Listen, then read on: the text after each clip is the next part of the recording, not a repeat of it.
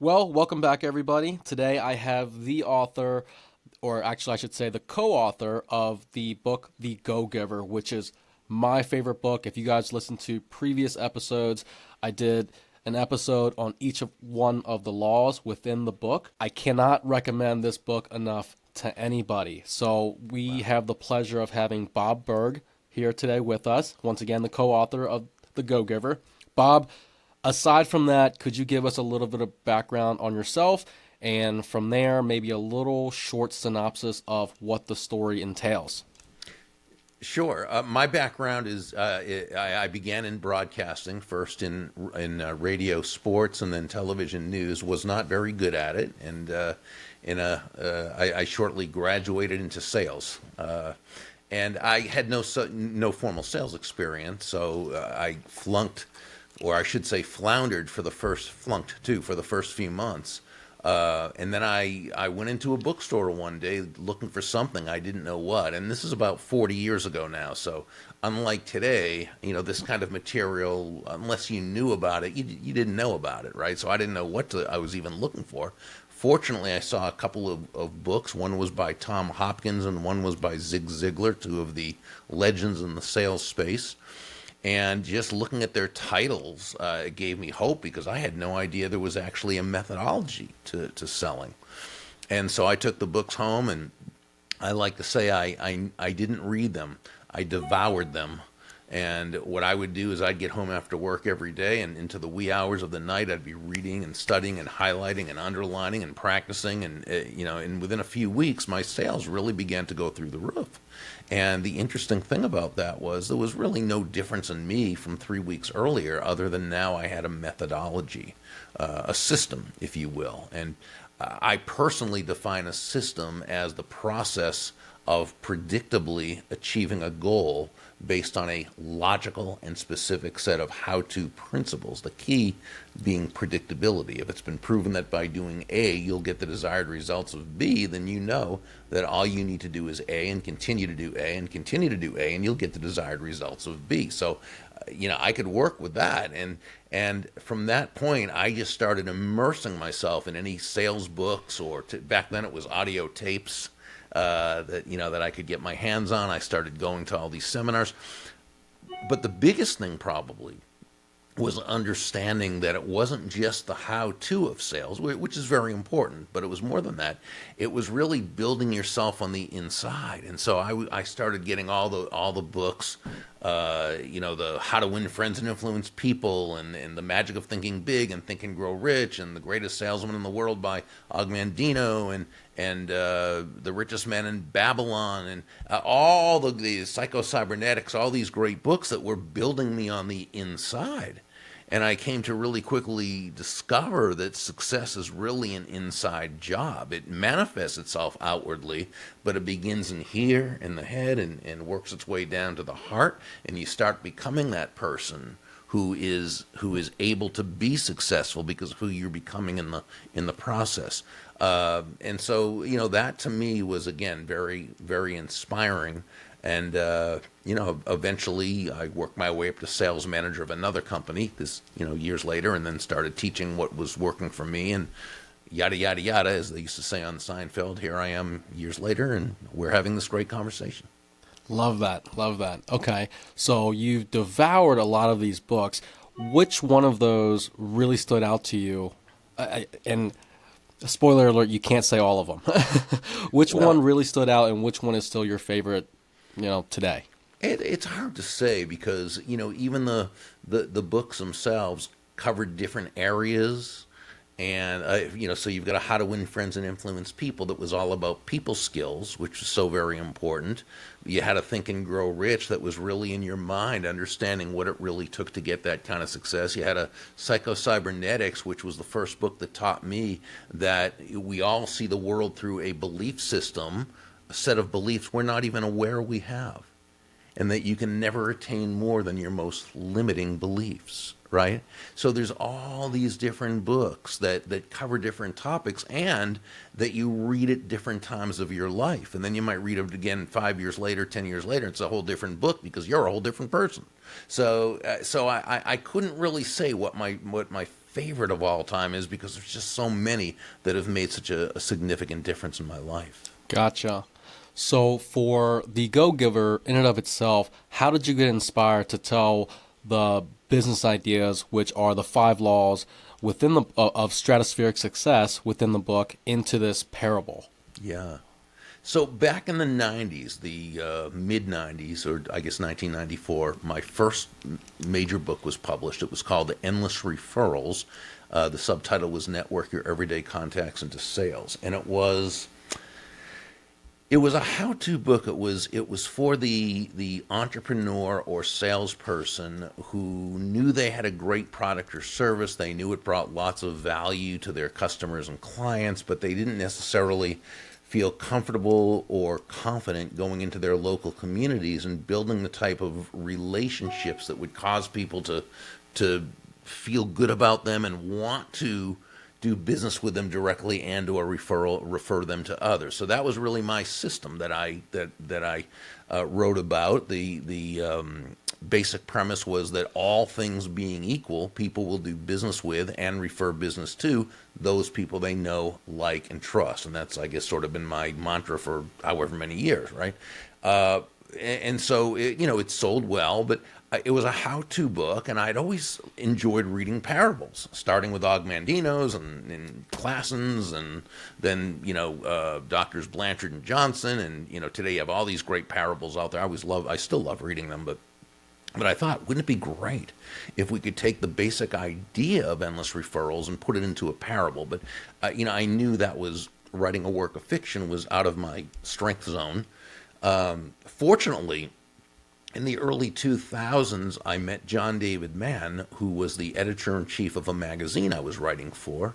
And even back then, he had a great reputation as a fantastic writer. He's also a great guy, a very high character. And, I brought this idea to him, a very roughly sketched out idea. I'm very rough.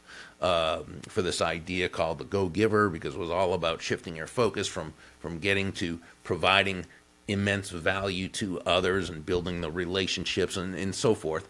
But again, just very sketchy. And John fortunately said yes. He was the lead writer, lead storyteller. I mean, without him, this book would have been nothing. And it took a few months to really put it together. Our agent started submitting it to publishing houses. But here's the thing. The writing part was the easiest part, because we over the course of the next year, we got turned down by 24 New York publishing houses before the 25th one said yes. That happened to be Portfolio, which is a imprint of Penguin Random House, and they turned out to be the perfect publishing partner. But 24 before that said no. So it's like any kind of sales, right? You still get a lot more no's than you get yeses. But that was really how that came up. So and it's more than just endless referrals in story form, because John brought a lot to the table as a great entrepreneur himself, and so forth. So, but it really is all about that shift in focus. And Joe, the main character in the story, kind of went through a transformation, because he was very much a go-taker. It was all about Joe at the beginning, right? It was all everybody owed Joe, and it was about Joe's quota. And and as we always say, nobody's going to buy from you because you have a quota to meet. No one's going to buy from you because you have a sales goal. Nobody's going to buy from you because you need the money. And nobody's going to buy from you just because you're a really nice human being. They're going to buy from you or do business with you because they believe that they will be better off by doing so than by not doing so. And that's great, because it means if you really have that heart for service, if you can really look to discover what that other person needs, wants, desires, if you can make it not about you, but about helping them to solve their problems and challenges, if you can make it not about yourself, but about moving them closer to happiness, wow, you're going to have yourself a whole lot of what we call personal walking ambassadors. And I think that's what really hit for me, being able to follow the main actor in the story, and learning and seeing his changes throughout or his revelations, if you will, throughout all of the five laws, really hits home for me. And I guess I might be just one of those that hates reading, Shocking enough, because I've actually read a lot of books, but I guess prior to that, reading was like a chore for me, and I hated reading. And the other piece of it could have been that they were all academic papers, so pretty dry in and of itself. To where when you're implementing some of these lessons within a story, it becomes that much easier to read, and also that much easier to absorb and put action into those lessons. Another question that I had for you was, I guess, which of those five laws within the Go Giver do you believe is the hardest for people to or Oh, adapt and or adopt, and why? yeah. Well, that's actually a pretty easy one because the feedback we have gotten since the book's been out, it's law number 5, the law of receptivity. Okay. And it's tough for people because, first of all, the law of receptivity, which says the key to effective giving is to stay open to receiving, it basically simply means understanding that, yeah, you breathe out, but you also have to breathe in. It's not one or the other. It's not an either or. It's an and. It's both. You breathe out carbon dioxide. You breathe in oxygen. You breathe out, which is giving of value. You breathe in, which is receiving of value. Giving and receiving are not opposite concepts. They are two sides of the very same coin, and they work in tandem. The challenge is the world around us does not give us that message. The world around us gives us a very, very negative anti-prosperity message. And we get it from, basically, for most people, from, combination of upbringing, environment, schooling, news media, television shows, movies, social media. We see it everywhere, right? Very negative messaging in terms of prosperity, abundance, money, business. And that can get into someone's head. And not only into their conscious, but more insidiously, their unconscious. And they start resisting the good that they have earned. And it's really too bad. It's too bad that the world feels it necessary to give that message, but it does. And so that's why I'm a big believer in making a conscious study of prosperity. And while that chapter, I know opened a lot of people's eyes because people told us it did, we only cover it on a surface level. I mean, there are many people, people like Randy Gage and the late Bob Proctor. You got Sharon Lechter and Ellen Rogan and Lisa Peterson, Ken Honda, David Nagel. I mean, just great people who they speak, they write, they post, they blog, they teach on prosperity. And my feeling is subscribe to these people, read their books, read their blogs, watch their videos, because we get so much anti-prosperity garbage from the world around us that comes into our heads and makes its way into our hearts, unfortunately, that we need to constantly be studying the pro-prosperity, the pro-abundance messaging that's also out there. I love that. I love that. So, for anyone who has not read The Go Giver, and they just want, like, if they got a summary on it, it's about giving, right, instead of getting.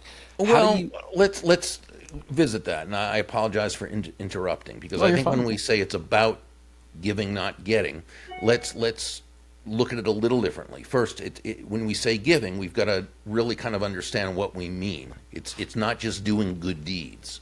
I mean, that's fine. Good deeds are great in and of themselves, but that's not a business strategy. We're talking about finding ways. When we say giving, we're talking about finding ways of providing immense value to others. Then you're going to say, well, what do you mean by value? Isn't that price? No, not at all. Price is a dollar figure. Price is a dollar amount. It's finite. It is what it is. Value is the relative worth or desirability of a thing, of something, to that end user or beholder. What is it about this thing, this product, service, concept, idea, assistance, help, knowledge, what have you? What is it about this thing that provides so much worth or value to another person that they will willingly engage with you, that they will buy from you, that they will refer to you, that they, what have you, okay? And value, which again is relative, value is always in the eyes of the beholder. It's not what we think is of value about what we do or about service. It's not what we think they should think is of value. It's what they believe is of value. So we need to be able to ask the right questions, and we need to discover what it is that, how they relate to the value, how what we provide ties into helping them accomplish what they want. Okay, so it's about giving when in that way, and regarding getting, we'd say receiving, and that's also important, right? So Love it's it. Yeah. both being able, it's being able to give, but the focus is on the giving, okay? And as John and I say in the second book in the series, Go Givers Sell More, money is simply an echo of value. It's the thunder, if you will, to value's lightning, which means the focus must be on the value you're providing that other person, right? The money you receive is simply a natural result of the value you provide. So it's about giving great value as that other person understands that value to be, and it's about receiving in abundance, but understanding that the receiving is the result of the value that you've given.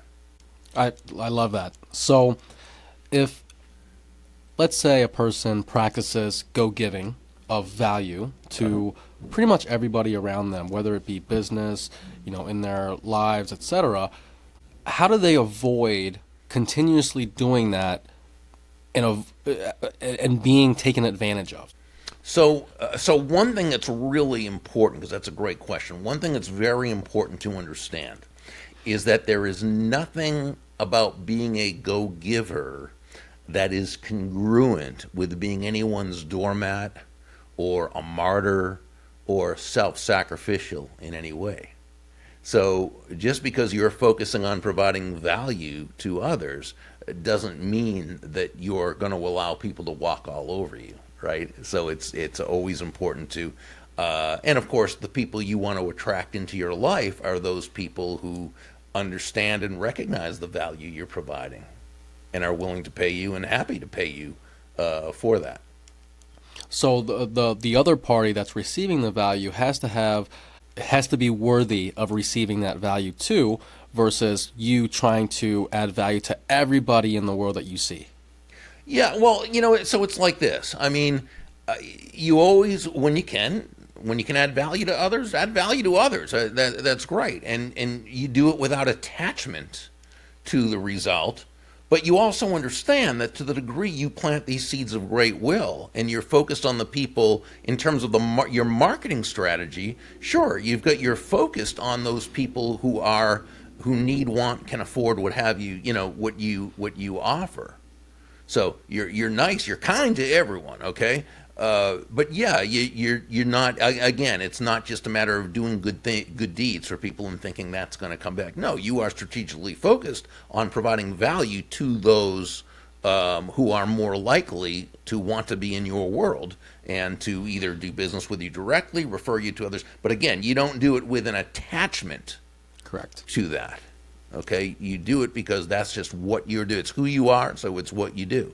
And you understand that when you do this, you're creating that benevolent context for success. Why? And not for any magical, mystical reasons. It's because those people who are benefiting from the value you're providing, they feel great about you. They see value in doing business with you or recommending you, introducing you to those they care about. Love that. Can you share an example of someone who has dramatically changed their lives or their business after applying the laws of go giving? Yeah, so one of my favorite stories was soon after the book came out, and this was in the 2008 financial crisis that hit. And this guy wrote to us through email. He was a roofer. He had a roof repair company in the greater Pittsburgh, Pennsylvania area. And when the financial crisis hit, he, like all of his competitors in the area, they all took a big hit. It's not that people didn't need their roofs repaired or need new roofs. It was that they didn't want to put that kind of money out in the after the economy had crashed, and especially not knowing if they were, when they were going to be reimbursed by the insurance company and the whole bit. So they just couldn't, as far as they were concerned, they were too scared to put out the money for it. So at first he did what everybody else did in his profession, and that was, try to give the least value and still try to, make as much as they could and the whole bit and what have you. And of course that's a struggle to do that. And so what he did, he read the book and he said, okay, I'm going about this backwards. He goes, I need to find a way to add more value. Now, more value doesn't mean you have to spend more money, but it does take thought to say, okay, how do I do this? How can I create this additional value? And what he did, and I thought this was quite brilliant, he made a study of how the insurance companies reimbursed the people who had their roofs done. And what he would do, and he figured it out. And so what he would do now is he would either knock on the doors or make calls with people he knew had roof, that needed repairs. He wouldn't ask, do you need your roof repaired? He knew they did. That wasn't the issue. But what he'd say is, I will navigate. I will help you navigate. I will guide you through getting the money that you're owed from your home insurance company, getting the most amount that you're entitled to in the least amount of time with the least amount of aggravation. Business just went crazy, and he That's became incredible. known as that person who could write. That's Incredible. adding value. That's exactly what we're talking about. Incredible. So, in your opinion, how has the go-giver philosophy aged in today's, call it fast-paced and tech-driven marketplace? Yeah, principles stay the same. Universal laws and principles don't change. Strategies can change. Techniques, tactics, they can all change, and go when you have more technology. I think the technology aspect's great because if you utilize it correctly, it just allows you to reach people that you wouldn't have normally ever been able to reach, and to be able to create a relationship with that person. But again, the key is not seeing the technology as the end itself, right? It's not going to replace you, and it's not going to replace the human touch. When you use it correctly, you can do it in order to help accentuate the human touch. And so, so I love the technology aspect whenever it's used appropriately. The challenge is sometimes it's not, and people really think that a bot is going to, but people don't do business with and refer business to computers or robots, or they do business with and refer business to those people they know, like, and trust. Very true. Very true. Now, what has been a moment in your life that you've had to remind yourself to live by the go-giver laws? Well, I would say the biggest time was years before we even wrote the book, and this is when I was still in sales, and I've always been in sales, but back before I had my business, my speaking business, and I was selling for a company, and I was in a slump.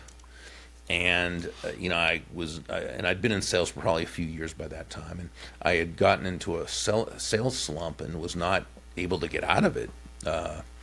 And my focus became very much on getting out of the slump, which means what? I was focused on myself, not focused on my customers or prospects. And I remember there was a guy at the company where I worked. He was not in the sales department. I think he was an engineer or something. He was an older guy. I think he retired soon after. And he was the kind of guy, he didn't say much, but whenever he did, it was always something profound. And he fortunately saw me, I think, as sort of a Joe, like I would write about with John David Mann years later, that kind of up-and-coming, young, ambitious, aggressive, sales guy whose focus just was not on the right place. Had a lot of potential, but whose focus was not in the right place.